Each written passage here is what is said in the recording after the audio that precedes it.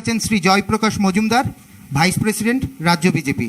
আমি অনুরোধ করব শুভেন্দুবাবুকে আজকে সাংবাদিক সম্মেলন শুরু করার জন্য। হ্যালো, শুনতে পাচ্ছেন? আপনাদের সবাইকে ভারতীয় জনতা পার্টির পক্ষ থেকে অভিনন্দন জানাই। আপনারা জানেন একটা নির্দিষ্ট বিষয়ের উপরে আজকে আমরা সাংবাদিক সম্মেলন করছি। সেটি হলো গতকাল থেকে মিস্টার গণেশ বাগাড়িয়া এবং মিস্টার বিনয় মিশ্র এই দুজনের কথোপকথনের অডিও টেপ চারিদিকে ভাইরাল হয়েছে, কোনো কোনো ইলেকট্রনিক্স মিডিয়াতেও সেটা এসেছে। এবং এটা পশ্চিমবঙ্গের ক্ষেত্রে তথা ভারতবর্ষের ক্ষেত্রে আমরা মনে করি সরকারি মদতপুষ্ট একটা সবচেয়ে বড় স্ক্যাম, দুর্নীতি। এই কথোপকথনে যারা দুজন যুক্ত তাদের মধ্যে ইতিমধ্যে গণেশ বাগাড়িয়াকে কেন্দ্রীয় এজেন্সি জেরা করেছে এবং বিনয় মিশ্র ফেরার অবস্থায় আছে। তার ভাই বিকাশ মিশ্র ইতিমধ্যে গ্রেপ্তার হয়ে এজেন্সির হেফাজতে আছে। এই কথোপকথনের যে তথ্য সামনে এসেছে এটা ভারতীয় জনতা পার্টি সহ গোটা পশ্চিমবঙ্গের এবং ভারতবর্ষের মানুষের কাছে প্রমাণিত সত্য যে অভিযোগগুলো এতদিন বিভিন্ন স্তরে আমরা বা অন্যরা করতেন সেটা প্রমাণিত হয়েছে। আপনারা দেখবেন সেখানে মাননীয় মুখ্যমন্ত্রীর ভাইপোকে কেন্দ্র করে অনেকগুলি তথ্য কথোপকথন সামনে এসেছে এবং এতে 12-13 সাল থেকে শুরু হওয়া এই বড় দুর্নীতি, কয়লা, বালি, গরু পাচার সহ এই দুর্নীতিতে প্রায় 900 কোটি টাকা সরাসরি ভাইপোর কাছে পৌঁছে দিয়েছেন বিনয় মিশ্র। আজকে গ্রেপ্তার হওয়া ইডির হাতে পুলিশ অফিসার অশোক মিশ্র সহ এই বড় র্যাকেট।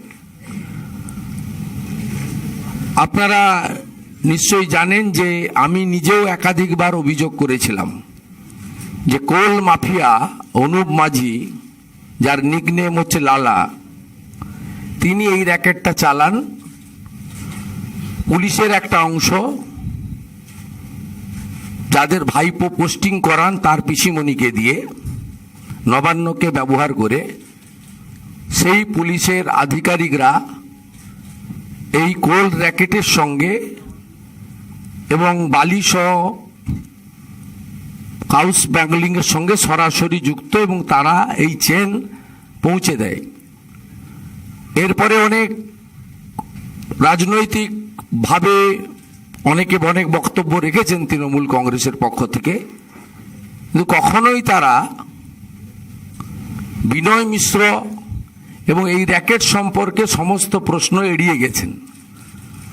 আপনারা জানেন যে আমি বারুইপুরের সভা থেকে থাইল্যান্ডের রাজধানী ব্যাংককের একটি নির্দিষ্ট অ্যাকাউন্ট, ম্যাডাম নারেলা, তার অ্যাকাউন্টে কিভাবে আমাদের যেটা ভারতবর্ষে টাকা রুপি বলা হয় ওখানে ভাট বলা হয়, কিভাবে পৌঁছে দেওয়া হয়েছে তার তথ্য প্রমাণ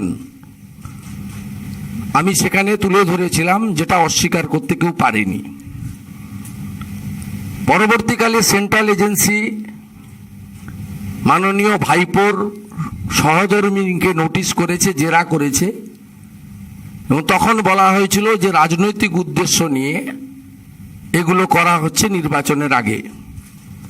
গতকালের কথোপকথন অডিও টেপ সামনে আসার পরে প্রমাণ হয়ে গেছে যে এটা রাজনৈতিক উদ্দেশ্য নিয়ে বা নির্বাচনের সময় নয়।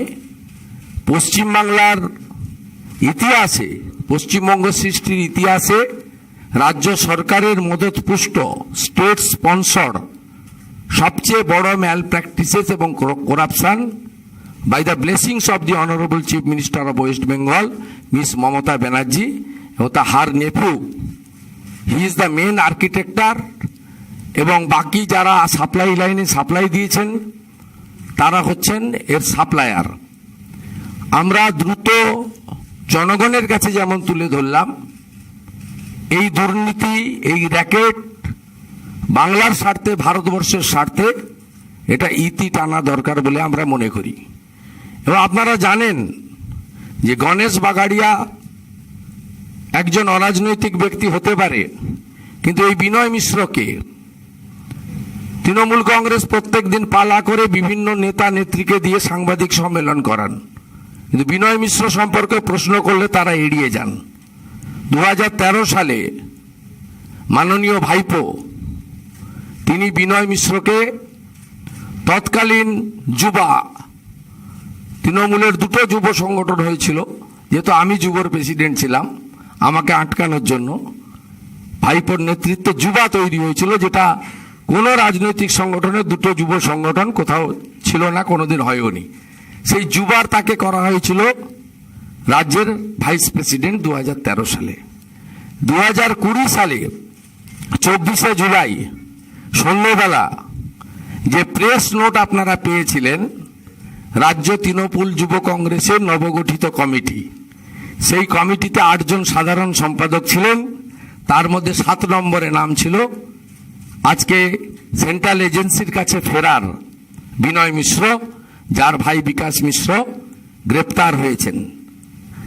এই বিনয় মিশ্রর সঙ্গে রাজনৈতিক পরিচয় তৃণমূল কংগ্রেস অস্বীকার করতে পারে না, এবং সেই কারণেই আপনাদের সমস্ত প্রশ্ন তারা সবসময় এড়িয়ে যান।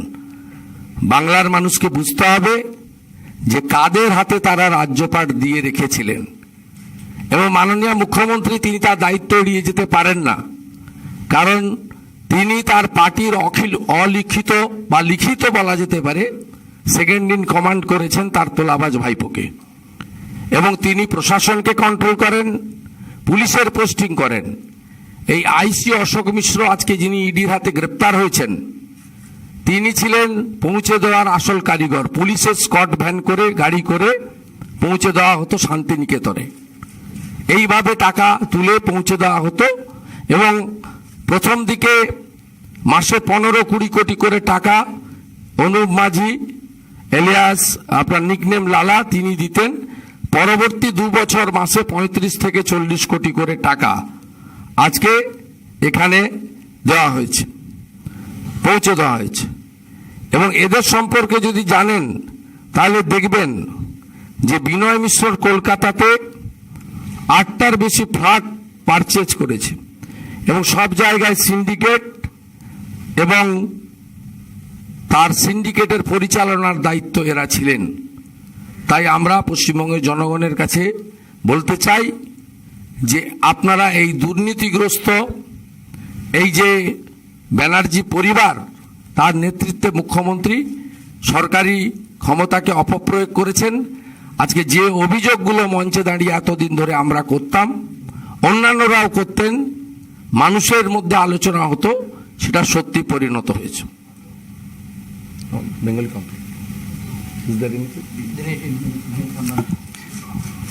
देखिए, शुभेंदु जी ने सब कुछ विस्तार में बता दिया है।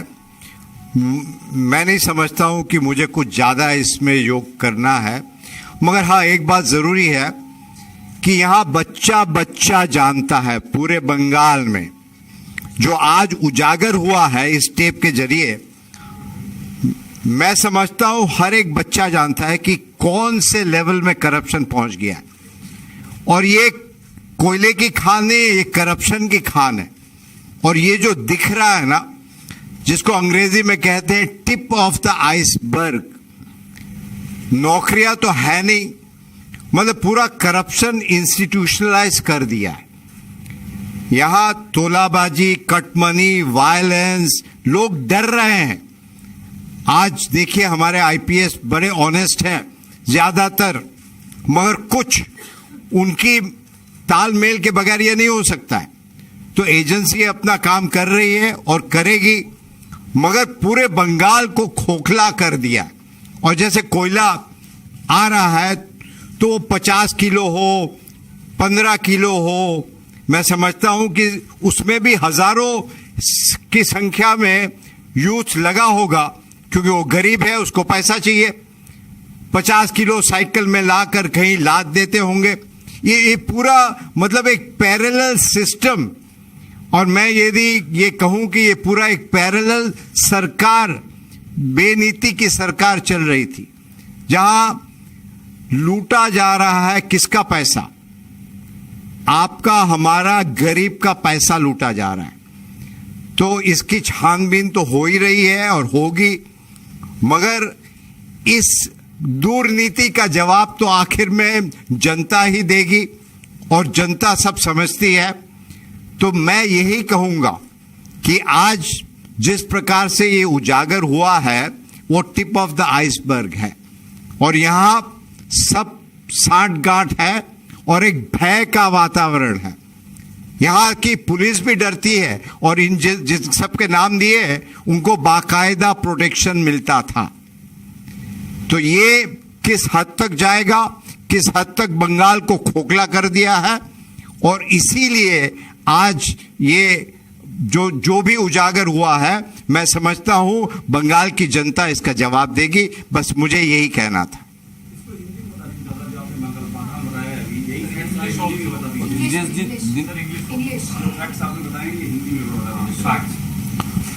नो, जो करप्शन का उजागर हुआ ना, ये कोल रिलेटेड है।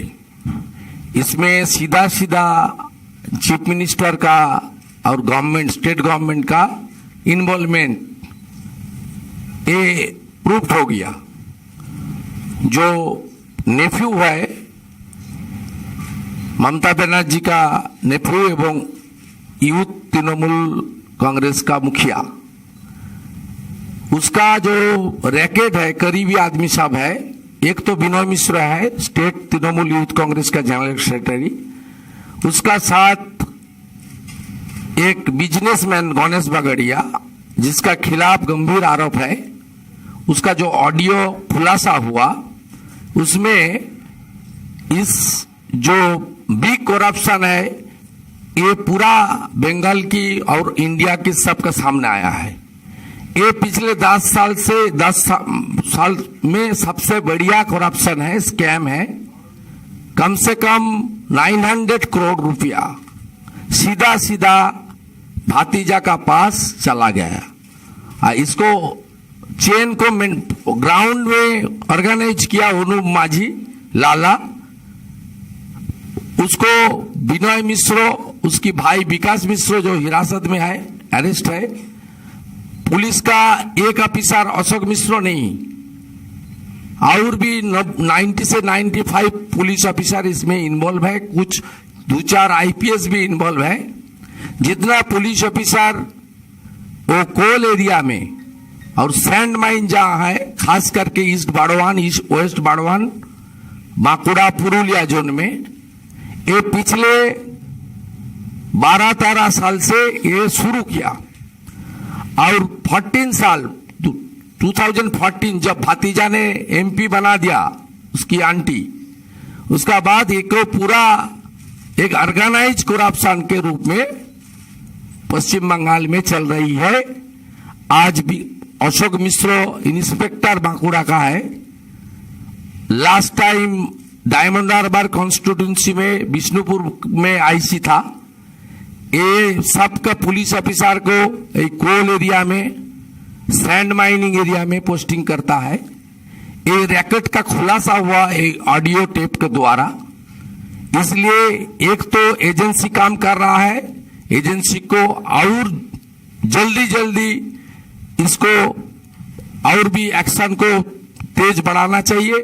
साथ साथ जो दिनेश जी ने बोला ना, फाइनल वर्डिक्ट जनता देता है। पश्चिम बंगाल को जनता अगले 6 चरण का चुनाव में उसको सोचना पड़ेगा, डिसीजन लेना पड़ेगा। ये इस करप्शन को, इस बंगाल को खोखला करने का जो प्रक्रिया चल रहा है उसको सपोर्ट करे, और न इस करप्शन को डेमोक्रेटिक तरीके से उखाड़ के फेंके। यही हम लोग का आज का प्रेस कॉन्फ्रेंस का मेन मुद्दा था। मैं जस्ट एक शब्द में कुछ इसमें ऐड करना चाहूंगा कि हमारे सार्वजनिक जीवन में नैतिकता बोल के कुछ होता है। एक तो होता है स्पिरिट और एक होता है लेटर। और मैं आज और मैं समझता हूं शुभेंदु जी और सब आप हमारे एक सहमत होंगे कि जब बच्चा ये जानता है तो मुख्यमंत्री धृतराष्ट्र बन के नहीं बैठ सकती है। और मैं ये नहीं मानने के लिए तैयार हूं कि मुख्यमंत्री को कुछ पता नहीं था।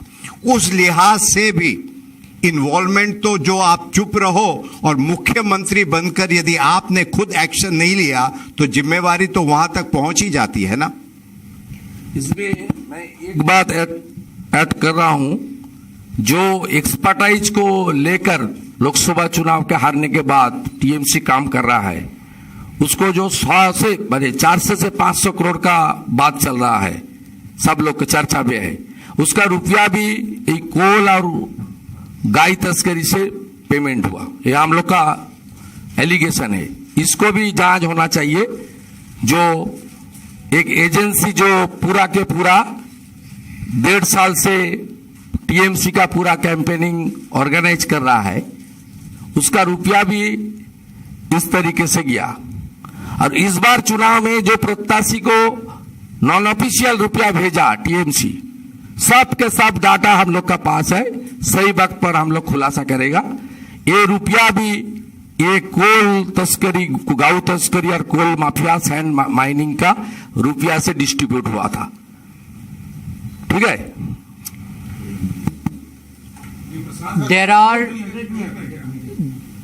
There are tapes which have emerged in the section of media between Ganesh Bagaria and Vinay Mishra, who is a close aide of Abhishek Banerjee, nephew of Chief Minister Mamata Banerjee.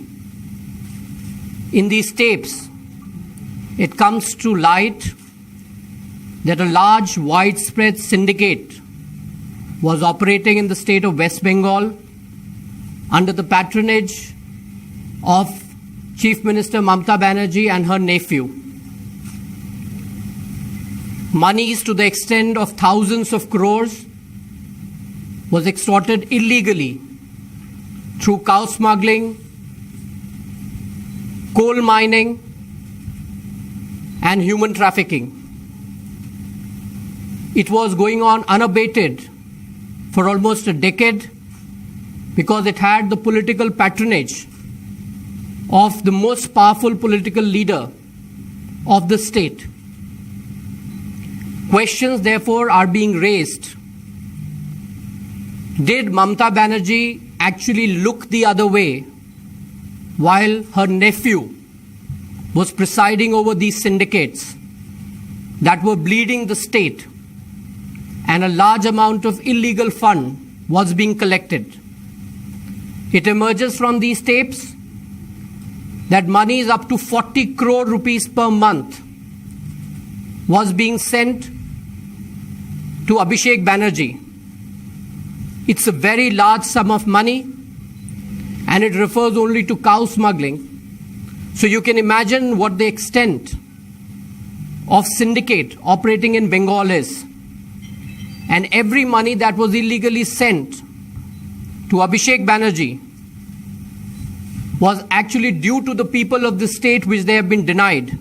It could have been used for development purposes, which has gone to the TMC, and therefore Mamata Banerjee cannot evade responsibility for what was happening right under her nose. We would be naive to believe that Abhishek Banerjee was presiding over these syndicates and Mamata Banerjee did not know about it. Therefore, this is a question of morality. It's a question of agencies investigating the matter to its logical end, which will be done. But since we are in election season, it is important for the people of Bengal to realize that the Trinamool has been looting away the state, has been bleeding the state for their own personal aggrandizement.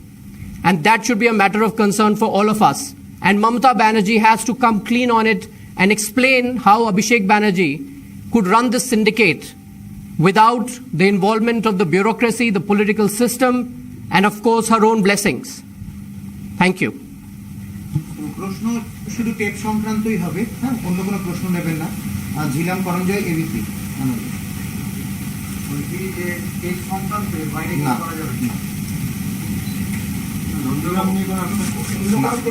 না আমরা audio নিয়ে আজকে audio নিয়েই হবে এখন। Commission আজকে reply করেছে commission reply করেছে মমতা ব্যানার্জি যা করেছেন সেটা নিয়ে মমতা নিন্দা করেছেন, ভৎসনা করেছে রিপ্লাই করেছে আমি পাবলিক মিটিং এ বলে দেবো রায়দিঘি যাচ্ছি एक से जुड़ा एक सवाल है जो आपने खुलासा किया है उससे जुड़ा एक सवाल है मेरा। आपने ये कहा है कि पूरे परिवार को मतलब आपने बनर्जी परिवार का जिक्र किया है। आपने जब अभी प्रेस कॉन्फ्रेंस की है कि ये जो कटमनी पोल का पैसा था जो टेप से आया है वो बनर्जी परिवार और एक एजेंसी का नाम लिया। ये क्या आप प्रशांत किशोर की बात कर रहे हैं, एजेंसी की जो बात कर रहे हैं? नहीं नहीं, जो एजेंसी बंगाल में नया पार कराने का जिम्मेदारी लिया 19 में जो हाफ हो गया था, करीब करीब 18 सीट मिला था बीजेपी को, उसका बाद नया पार कराने का जो जिम्मेदारी जो एजेंसी लिया उसका पास भी करोड़ रुपया गया। वो कोई है, मैं नाम नहीं बताता, सब लोग को मालूम है, समझदार का इशारा ही काफी है। ये सब भी जांच में आना चाहिए, हम लोग का काम नहीं है। हम लोग उठा रहा है मुद्दा, उसको एजेंसी को काम करने दीजिए। हाँ ठीक है। सर आपने आरोप लगाया कि कैटल स्मगलिंग का पैसा इलेक्शन कैंपेन में इस्तेमाल हो रहा है, इस तरह से कोई सबूत या कोई फैक्ट शीट? सही बात पर ठीक है, ये तो हम लोग तो इसको ये जो रुपया आता है ये लास्ट टाइम आप बंगाल की जो रिपोर्टर है सबको पूछ लीजिए, ये अनुमाजी लाला पुरुलिया में बांकुड़ा में डायरेक्ट पंचायत निर्वाचन में इलेक्शन में टीएमसी पार्टी के लिए काम किया, ओपनली काम किया, पंचायत को तोड़ना फोड़ने के लिए काम किया।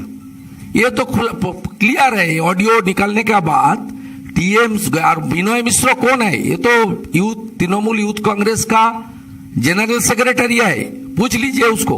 और अभिषेक बनर्जी प्रेसिडेंट है।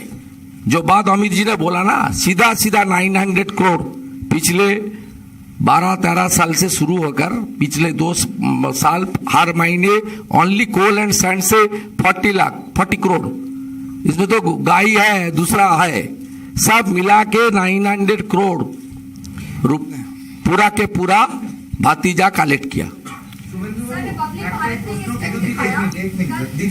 बांग्ला के दिन बांग्ला একটাই প্রশ্ন বিরোধীদের যারা তৃণমূল ইত্যাদি তাদের বক্তব্য যে আপনি তো দীর্ঘদিন দলে ছিলেন, মন্ত্রী ছিলেন, আপনি এটার ব্যাপারে সজাগ ছিলেন, তখন এই যে আমরা বলেছি আমাদের শুনুন ভিতরে আপনাকে বারে বারে বলেছি আমরা মাননীয় মুখ্যমন্ত্রী দিদি যতদিন ছিলেন দীনেশ ত্রিবেদী শুভেন্দু অধিকারী ছিল, দিদি যখন পিসি হয়ে গেছেন তখন আমরা ওনাকে ছেড়ে দিয়েছি এবং উনি সকলকে ল্যাম্প পোস্ট করে রাখতেন। আমি তো 19 ডিসেম্বর বলেছি অমিতজির সভায়, তারপরে 31 জানুয়ারি রাজীবজি বলেছেন, তারপরে দীনেশজি বলেছেন, একই কথা সাবকেশ্বরের মধ্যে আমরা ছিলাম, we all are lamp post.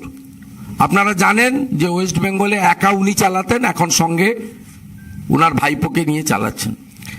দেখো ওর আমিও একটা অ্যাড করতে চাই যে আমরা সব এক তৃণমূল কংগ্রেসে কি হয়ে গেছিল, একটা পরিবার বিশেষ হয়ে গেছিল, ওর সাধারণ লোকের কাজ হচ্ছিল না, সাধারণ লোকে তো লুট হচ্ছিল। তাই জন্য যখন আমি ইস্তফা দিলাম আমি কি বললাম, আমি এইটাই বললাম যে আমার বলা যা ছিল পার্টির ভেতরে শুভেন্দু আমি সবাই, আমরা কি সবাই পাগল আছি যে এমনি বেরিয়ে গেছি? আমরা সাফোকেট ফিল করছিলাম যে আমরা ওইখানটা থেকে এই পাপের আমরা ভাগিদার হতে চাই না, তাই জন্য আমরা বেরিয়ে আসি। আর সাধারণ মানুষ এটা অনেক এপ্রিসিয়েট করেছে। আমরা যদি না বেরোতাম তাহলে আপনারা জিজ্ঞেস করতেন যে আপনারা কেন বার হয়নি। এইটা বাস্তবিক। आज 900 करोड़ কথা বলছে, मुझे लगता है कि इसका जो आंकड़ा है ना बहुत ज्यादा है। मुझे लगता है कहीं किसी ने ईडी ने 15,000 करोड़ की कुछ ये, हाँ, मगर इसमें टीचर हम आपको बताते हैं टीचर की अपॉइंटमेंट के लिए लाखों रुपए दिए जाते थे। ये जो ग्रीन ब्रिगेड की है पुलिस की अपॉइंटमेंट के लिए, हमको एक बार दिल्ली में एक लड़का मिला बंगाली, उसने कहा मुझे वहां की एक ऑफर आई है पुलिस में भर्ती होने की, मगर इतना रकम मांग रहे हैं भर्ती होने के लिए। मगर ये तो उजागर है, सबको पता है। दुख की बात है कि यदि मुख्यमंत्री को नहीं पता है तो बहुत दुख की बात है, और यदि पता है तो उन्होंने आज तक इसको क्यों प्रोटेक्शन दिया? Okay. रिपब्लिक भारत ने कल स्टिंग दिखाया और बहुत सारे हमने टेप्स ऐसे दिखाए जिसमें ये प्रूफ हुआ कि कटमनी सिंडिकेट कैसे हावी है, और बीजेपी भी बार बार चुनावी बाहर में इस बात को उठाई। लेकिन क्या जो जांच चल रही है वो अब तेजी से बढ़ेगी, क्योंकि आपने आज बाकायदा नाम लिया है, तो जो ऑलरेडी जांच चल रही है पुलिस के, ये एजेंसी का काम, हम लोग का काम नहीं। ये जब हम लोग का तो हम लोग का डिमांड है और भी तेज होना चाहिए, मैंने सही प्लेस तक जाना चाहिए, जल्दी जल्दी करना चाहिए। बंगाल की 10 करोड़ जनता इंतजार में है। One question. Now that you're saying that the buck stops with Mamata Banerjee, what do you have to say about the political parties putting allegations saying that every time there's an election, you put 4 partners, ED, CBI and the IT agencies behind them? It's not true. Already proved. Already Vikas Mishra, brother of Binoy Mishra, already arrested. Yesterday night, IC Bankura, Ashok Mishra, already arrested. Agencies are working after the gathering of the all documentary evidence. It's not political agenda, not the issue on the eve of the election.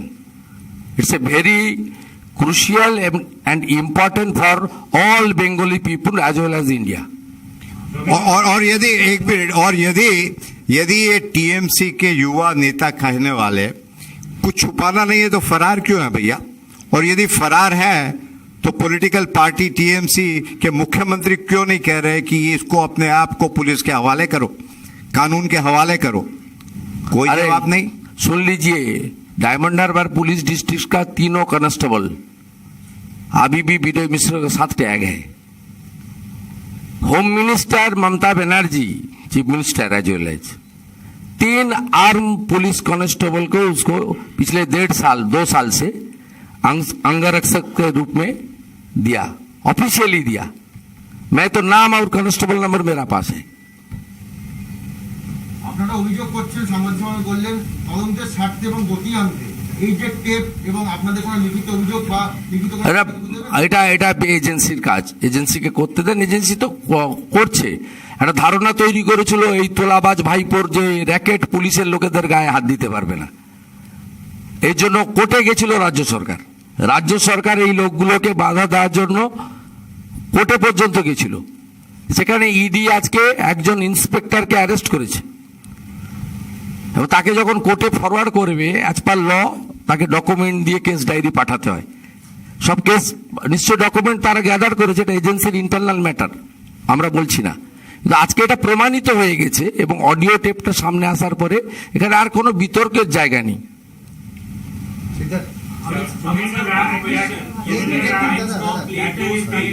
And we have confirmation from agency also that the agency is seriously looking into those tapes. We played series of tapes. Now, Amit sir, we also sought reaction from TMC spokesperson. Now, TMC has to say that every time BJP is nervous during the elections because since 2 polls have already passed, 6 more polls are remaining. They are nervous. They get agencies in between.